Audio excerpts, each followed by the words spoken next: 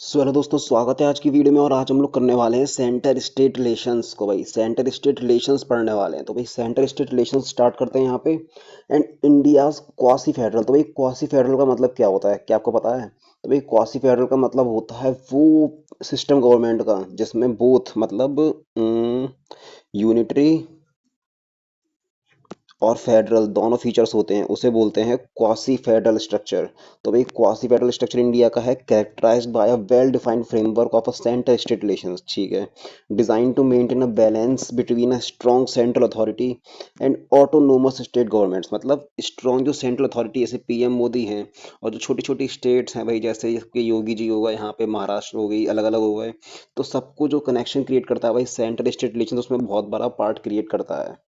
Sarkaria commission 1983 suggested reforms to strengthen the cooperative federalism. मतलब इसने reforms करे थे कि ताकि कोऑपरेशन बढ़े फेडरलिज्म में। Strong centre retained a strong union while ensuring states autonomy.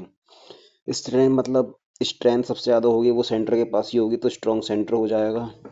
अब आ जाते हैं आर्टिकल 356 पर। Article 356 to be used sparingly and only as a last resort. मतलब इससे बिल्कुल जब आखिरी, जब कुछ नहीं करने को, कुछ हाथ में ना हो सेंटर के, तब वो यहाँ पे एकदम भाई आर्टिकल 356 का इस्तेमाल हो सकता है।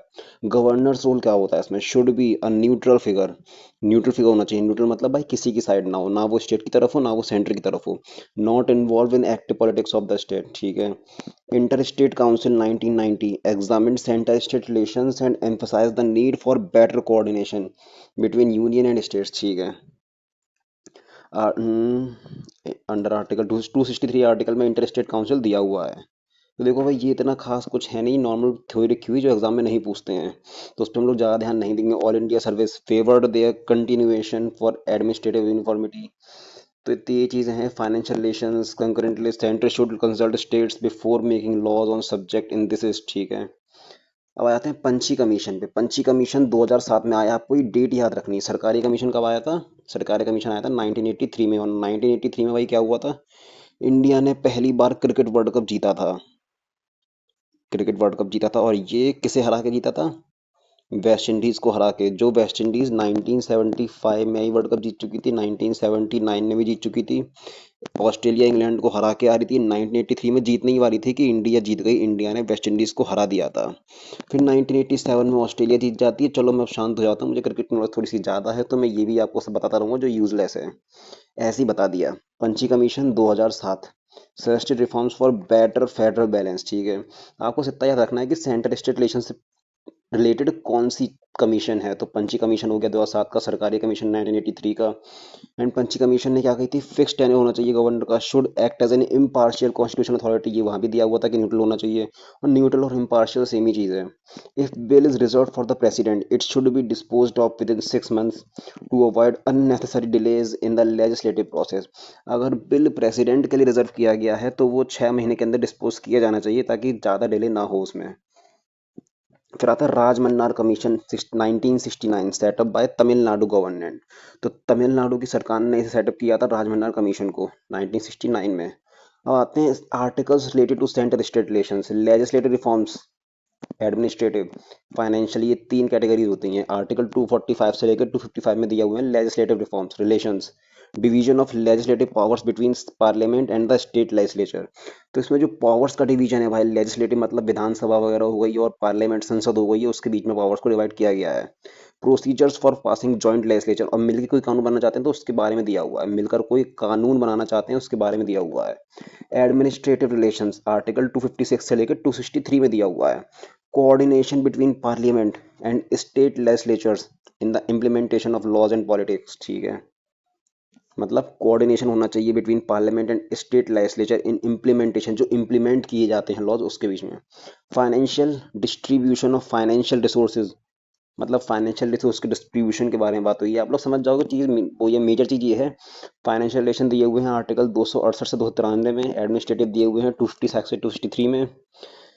एंड लेजिस्लेटिव दिए हुए हैं 245 से 255 में। तो ये आपको याद रखना है भाई।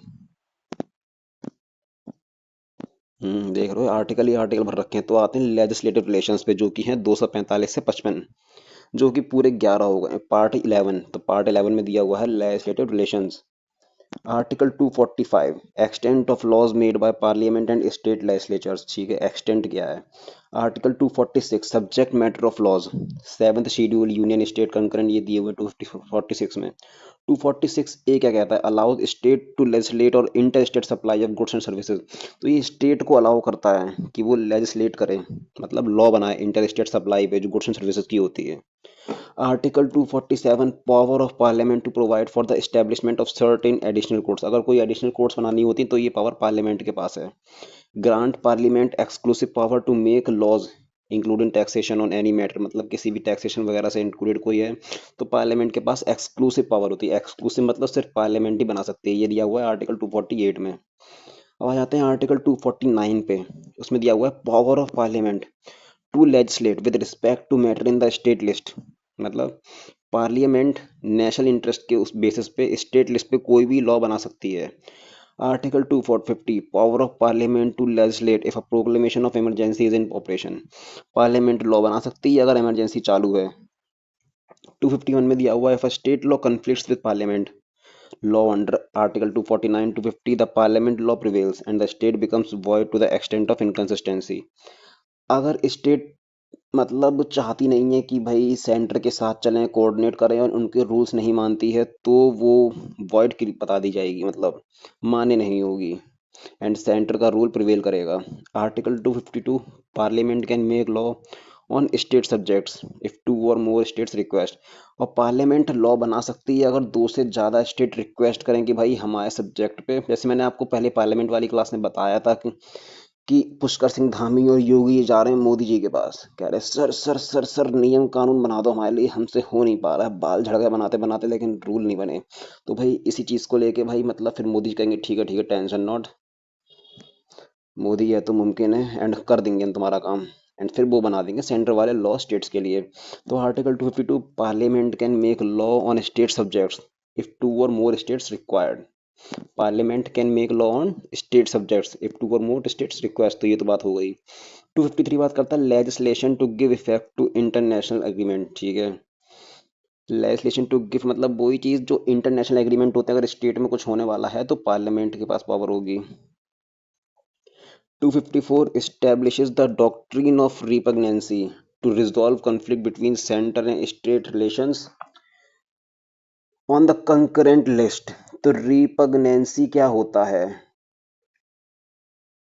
सोचो सोचो सोचो, रिपग्नेंसी, डॉक्ट्रिन ऑफ रिपग्नेंसी, इसका मतलब होता है when a centre law and a state law conflict with each other on a subject in the concurrent list the central law generally prevails, मतलब डॉक्ट्रिन ऑफ रिपग्नेंसी का मतलब होता है अगर स्टेट लॉ है और सेंट्रल का लॉ है और चीज़ कंकरेंट लिस्ट की बात हो रही है तो कंकरेंट लिस्ट में तो भाई सेंट्रल लॉ प्रिवेल करेगा ही, तो भाई सेंट्रल लिस्ट जिंदाबाद होगी, उसके बाद मतलब सेंट्रल लिस्ट कह रहा हूँ, सेंट्रल लॉ जिंदाबाद होगा, स्टेट लॉ मान्य नहीं होगा, तो यही चीज़ होती है। 254 में दिया हुआ state law repugnant to a central law can prevail in the state only if it is reserved for the president's consideration. State का लॉ हो सकता है सेंट्रल लॉ पे भारी पड़ जाए अगर प्रेसिडेंट का एसेंट मिल जाता है। 2055 वो 255 आर्टिकल, इफ प्रायर रिकमेंडेशन और सैंक्शन, एग्जाम्पल प्रेसिडेंट या गवर्नर की रिकमेंडेशन मिल जाती है पहले, is required for a law but not obtained the law is not invalid if such assent is given later, मतलब अगर इफ प्रायर रिकमेंडेशन और sanction is required for a law, अगर प्रायर रिकमेंडेशन रिक्वायर है किसी law के लिए लेकिन नहीं मिली है, the law is not invalid if such assent is given later, तो लॉ इनवैलिड नहीं होगा क्योंकि लेटर दिया जा सकता है आगे। एडमिनिस्ट्रेटिव रिलेशंस पार्ट 11 आर्टिकल्स 256 से लेकर 63 में दिए हुए हैं। आर्टिकल 256 कहता है obligation of states and the union to ensure compliance with parliamentary laws, मतलब obligation of states and the union to ensure compliance with the parliamentary laws. इसका मतलब क्या होता है भाई, आर्टिकल 56 कहता है कि मतलब स्टेट्स और यूनियन जो है उन्हें पार्लियामेंट्री लॉज के हिसाब से ही काम करना पड़ेगा।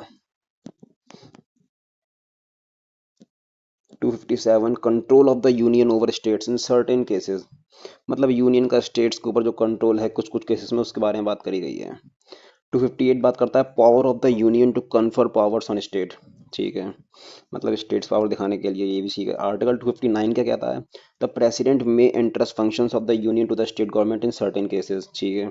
जी आप एक बार पढ़ लेना भाई, याद कर लेना, पढ़ के आपको बोलता जा रहा हूँ, चीज़ें वही चीज़ें हैं, नॉर्मल डेफिनेशन लिखी हुई एक तरह से। आर्टिकल 260 कहता है द गवर्नमेंट ऑफ इंडिया में by agreement undertake functions in territories outside India. मतलब गवर्नमेंट ऑफ इंडिया एग्रीमेंट के तहत किसी भी जो टेरिटरी इंडिया से बाहर की है उसको अंडरटेक कर सकता है।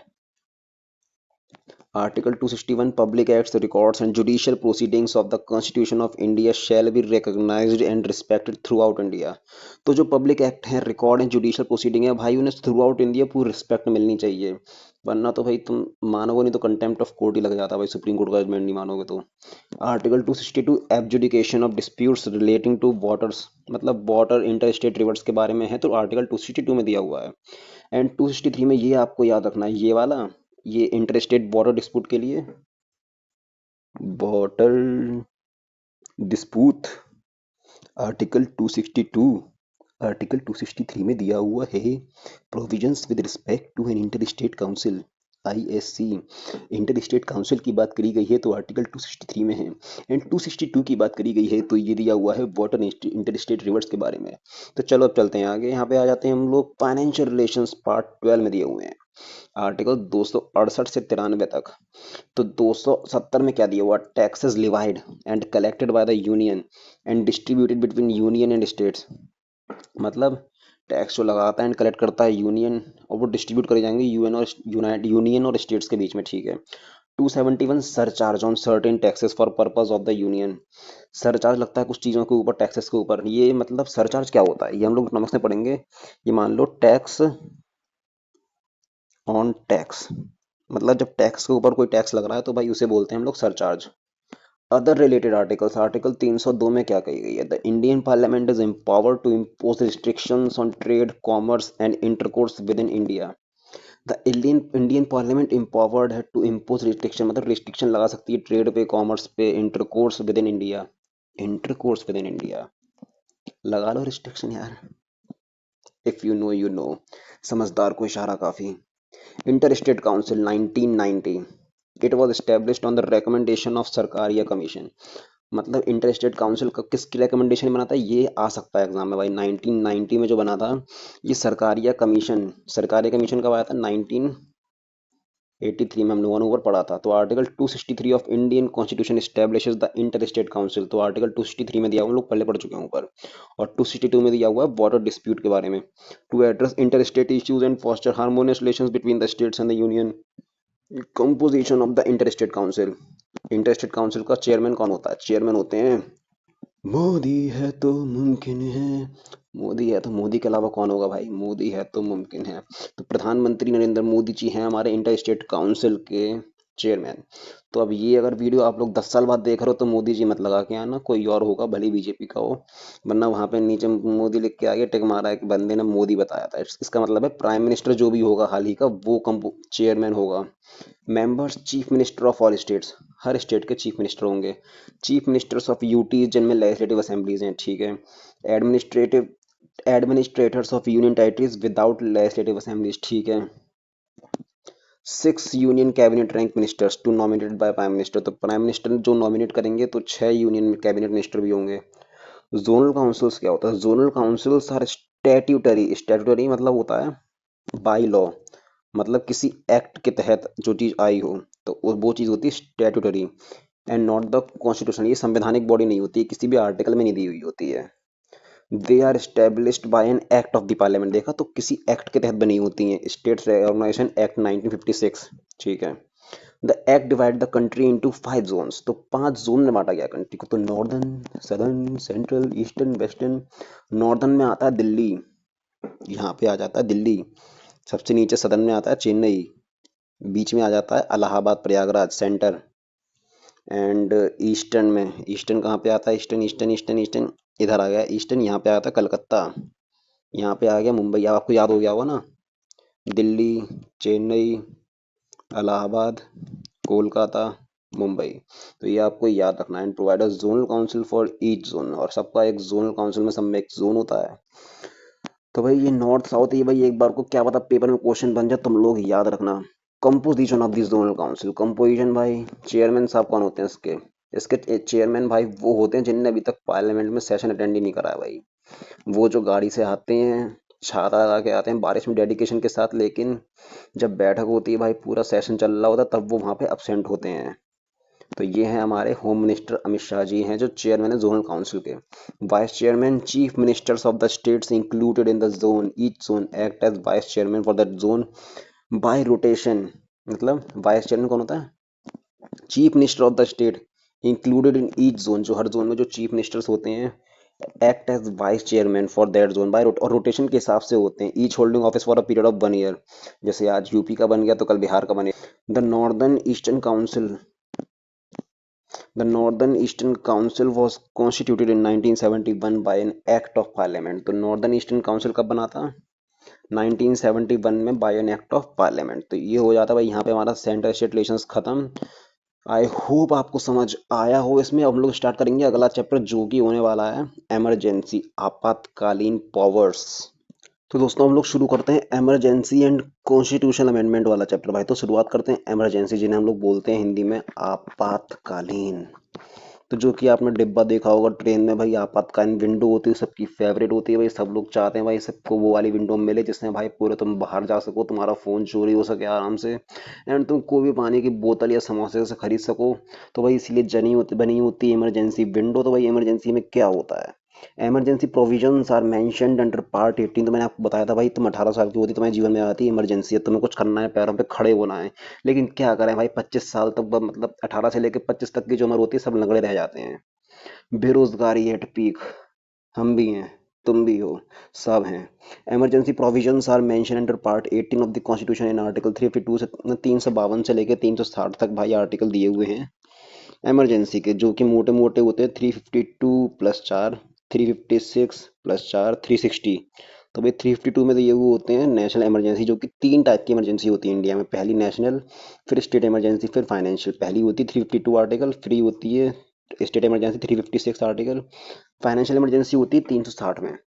तो 352 में जो होती है नेशनल इमरजेंसी, उसके बारे में पढ़ लेते हैं। Proclamation of emergency is made by the president after receiving a decision from cabinet. मतलब इमरजेंसी होता है जो भाई, उसमें रिटर्न रिकमेंडेशन चाहिए होती है कैबिनेट की भाई। तो emergency made by president after receiving a decision from the cabinet. तो जब कैबिनेट डिसाइड करके देता है प्रेसिडेंट को कि लो लो भाई लगा दो अब, तब होता है भाई। ये ऐड कब किया गया, कैबिनेट वाला फीचर कब ऐड किया गया था? Word cabinet added through 44th amendment 1978। Proclamation must be approved within 1 month. मतलब 1 महीने के अंदर प्रोक्लेमेशन अप्रूव कर दिया जाना चाहिए from the date of its issue by both houses of the parliament with a special majority. तो ये आपको याद रखना है। क्या याद रखना है? Must be approve with in 1 महीने के अंदर अप्रूव होना चाहिए, एंड उसके बाद स्पेशल मेजोरिटी से दोनों हाउस में पारित होना चाहिए ये। If approved it continues for 6 months and can be extended to an indefinite time period. अगर अप्रूव होता है तो 6 महीने तक ये रहता है, एंड बढ़ा इसे तुम इंडेफिनिट टाइम, मतलब कभी तक भी बढ़ा सकते हो, बढ़ता ही जाएगा, तुम्हारे बच्चों के बच्चों के बच्चों के बच्चों के बच्चे हो जाएंगे, लेकिन बढ़ता रहेगा। After the approval of parliament after every 6 month, और हर 6 महीने बाद अप्रूव कर दिया जाएगा पार्लियामेंट में। 38th अमेंडमेंट क्या कहता है? There won't be any judicial review, और इसके ऊपर कोई जुडिशियल रिव्यू नहीं हो सकता है। Minerva Mills case as Union of India 1980 proclamation of emergency is subject to judicial review। तो emergency का जो proclamation होता है वो judicial review के अंडर आएगा। जैसे 38 अमेंडमेंट एक्ट हुआ 38 वाला, इसमें कहा गया कि जुडिशियल रिव्यू नहीं हो सकता इसका।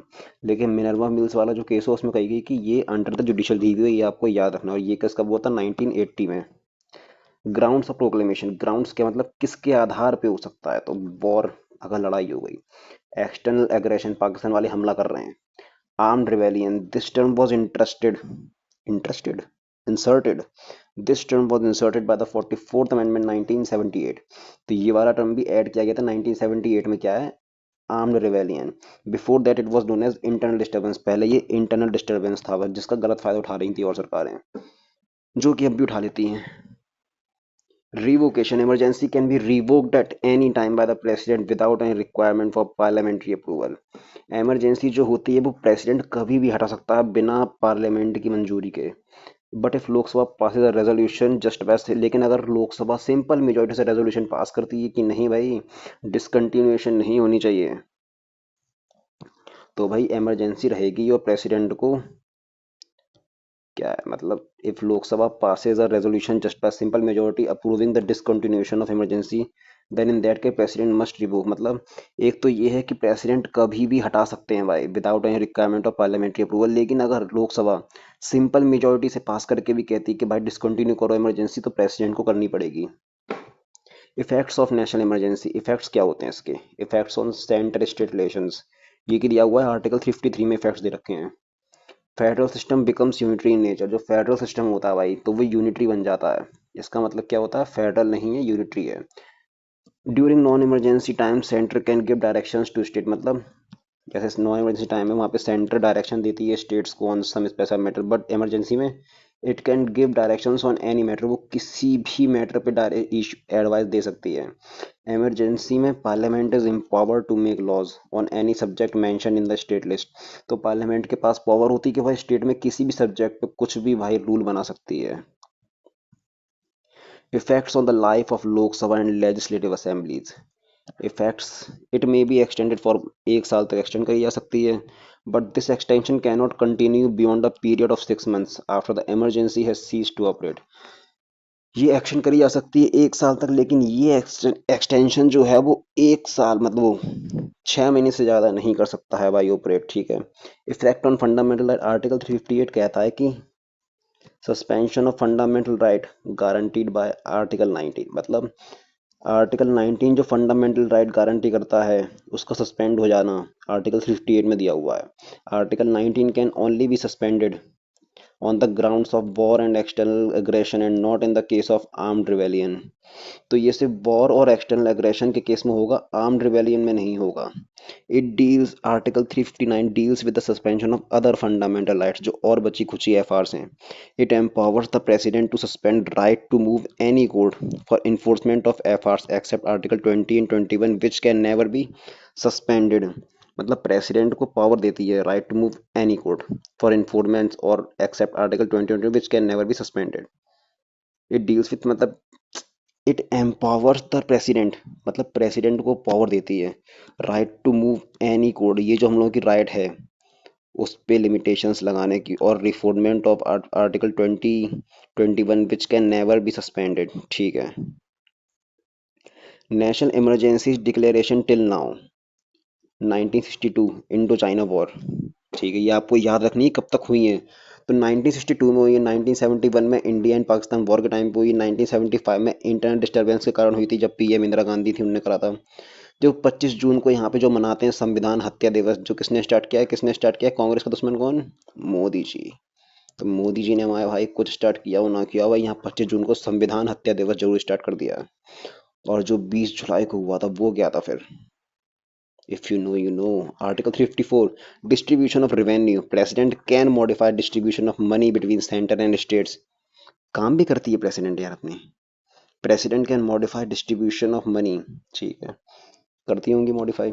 आर्टिकल 55 वो भी पीएम की है, उस पर करेंगे एडवाइस पे। Duty of centre to protect every state against external aggression, मतलब सेंटर की ये ड्यूटी होती है कि प्रोटेक्ट करना है भाई स्टेट को।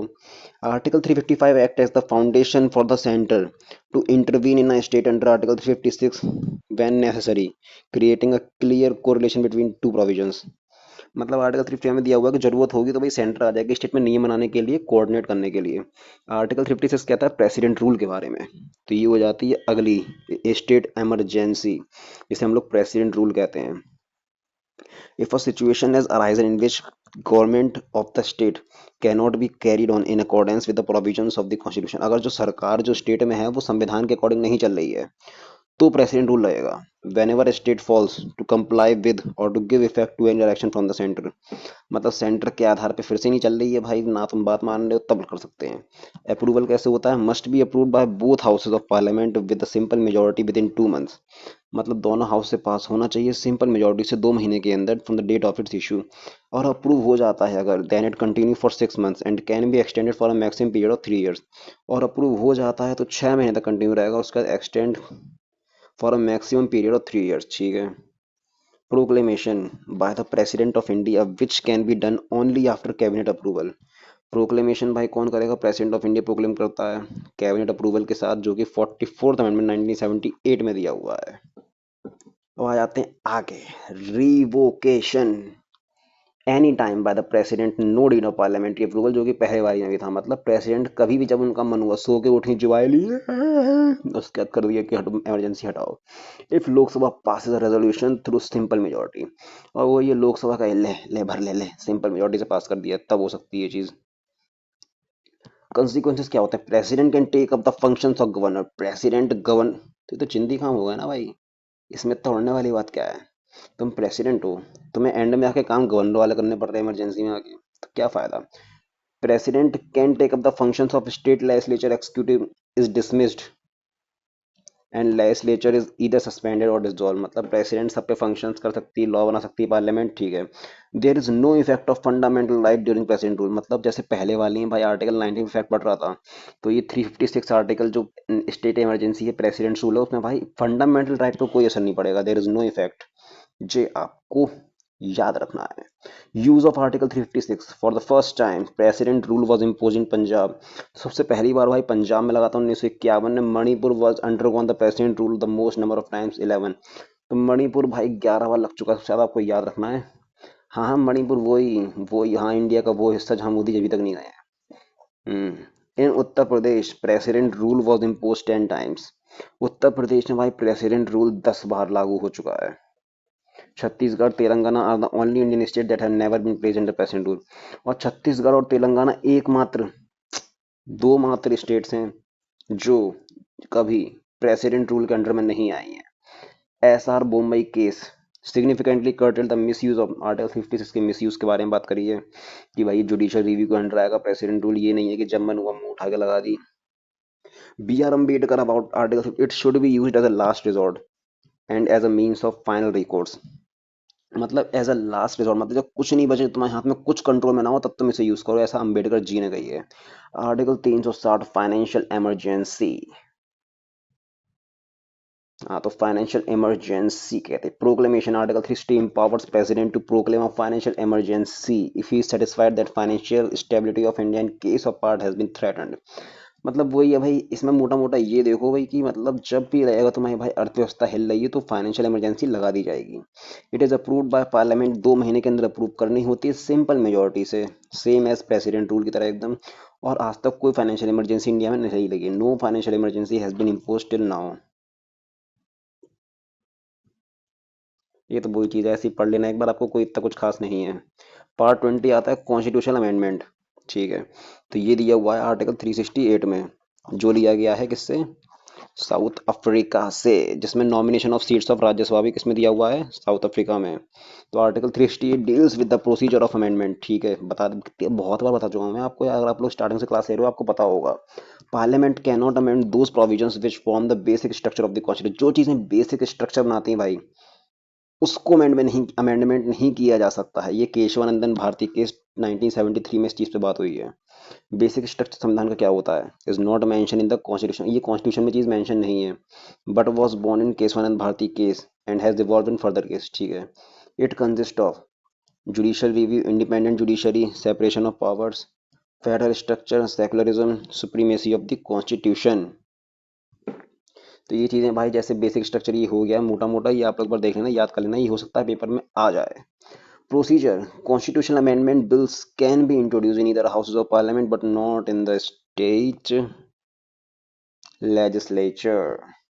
तो कॉन्स्टिट्यूशन बिल जो होता है वो पार्लियामेंट के लोकसभा या राज्यसभा में हो सकता है, लेकिन विधानसभा में पारित नहीं हो सकता है।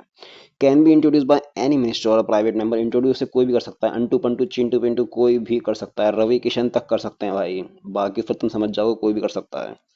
It does not require the prior recommendation of president, इसमें मुर्मू जी के पास जाने की कोई जरूरत नहीं है भाई, तुम अपने आप कर सकते हो। President must give his assent and no veto is allowed in the case of amendment bill 368। तो प्रेसिडेंट को अपना एसेंट देना ही देना पड़ेगा, और कोई वीटो पावर का इस्तेमाल इसमें नहीं कर सकते हैं कि अपनी आराम से भाई पर्स में रख लिया बिल और कह रही है हमारा नहीं है देने का दिल, तो भाई वही चीज़ है भाई, मतलब वीटो पावर इसमें अलाउ नहीं है। ये की चीज किसमें 1971 के 24वें अमेंडमेंट में बात करी गई है इसमें। There is no provision of joint sitting in the case of a constitution, और कोई भी संवैधानिक संशोधन होता है तो उसमें जॉइंट सिटिंग की बात नहीं दी गई है। और जॉइंट सिटिंग कौन से आर्टिकल में दिया हुआ है आप लोग भाई एक बार रिवाइज जरूर करना। टाइप्स ऑफ अमेंडमेंट, अमेंडमेंट कैसे कैसे कितने कितने प्रकार के होते हैं। By simple majority of parliament, simple majority. जो outside the purview of article 68 होते हैं, जो 368 आर्टिकल से बाहर होते हैं भाई, उन्हें कहते हैं हम लोग बाय सिंपल मेजोरिटी। ठीक है। It is amended in the same way as normal legislation, जैसे नॉर्मल लेजिस्लेशन कानून बन रहा है तो उस तरह से पास होता है। ठीक है। By special majority of parliament, special majority से क्या होता है, for amending provisions not within the first category, जो चीज इसमें नहीं है। ठीक है। Requires both a majority of total membership of each house, पूरे हाउस की total membership, and majority of not less than two third of the members present and voting, और टू थर्ड जो मेंबर्स प्रेजेंट हैं और vote कर रहे हैं। ठीक है। एज पर आर्टिकल, ये आपको पूरी ये लाइन भाई समझ में आए ना आए भाई इतना टेंशन ना लो, तुम्हें बस एक बार देखनी है, टिक मार के आना है भाई, तुम लोग इसे रट लेना। Two third membership. ठीक है। और special majority plus ratification, ratification मतलब भाई स्टेट्स की मंजूरी, at least half of the state legislatures. It is related to the, अगर फेडरल स्ट्रक्चर पे कोई बात आती है भाई, तो ये वाला यूज होगा सिस्टम।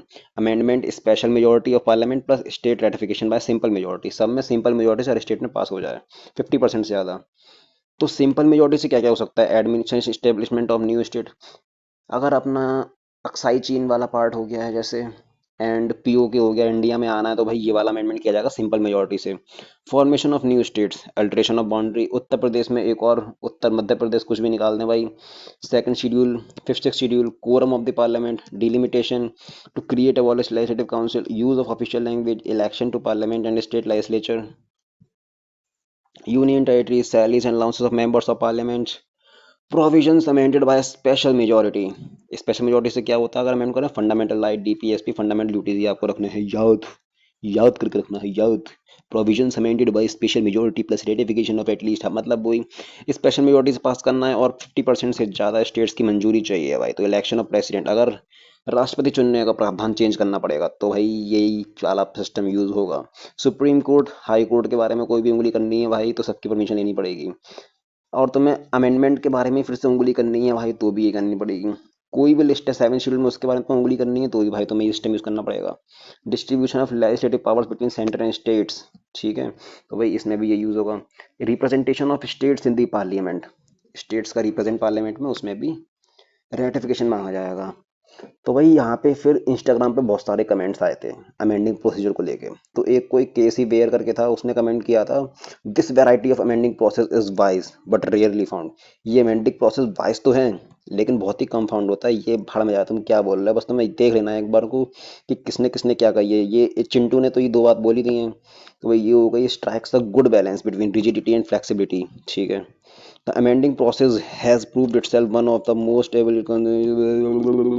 तो भैया आपको थोड़ा थोड़ा देखना, हल्का सा देखना, अमेंडिंग प्रोसेस स्टार्ट हुई है बात तो ग्रेनवेल ऑस्टिन ने कही है, जो आपको याद रखना है सीधे सीधे।